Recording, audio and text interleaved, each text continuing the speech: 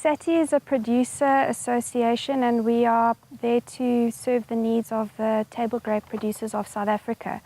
One of the ways in which we do this is through research and technology transfer. And the research and technology transfer main focus is to identify important research gaps to help find practical solutions for producers, and then to make sure that the research outcomes are shared with industry so that they can be used by producers. The key to successful implementation of the research outcomes is making sure that a successful technology transfer strategy is implemented, and this means that the results are well communicated to industry. Because SATI is a producer association, we always need to make sure that we are funding research that will address industry problems or find solutions for industry.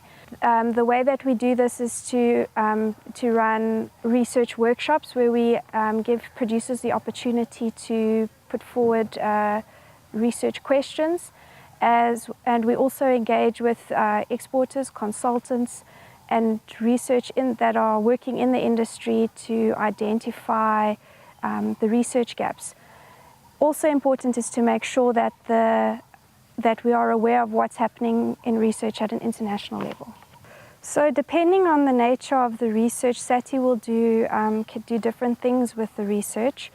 The first type of research that you get is basic research, which is largely lab-based, and the outcomes of this will usually lead to a follow-on project and a much longer-term practical outcome.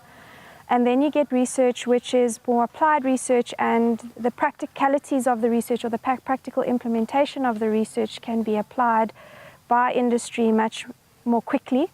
Currently, SATI has 4 tools that we use to share any research outcomes. These are the SATI Technical Bulletin, the South African Fruit Journal, the SATI website, and then lastly we also make use of an annual roadshow which we host with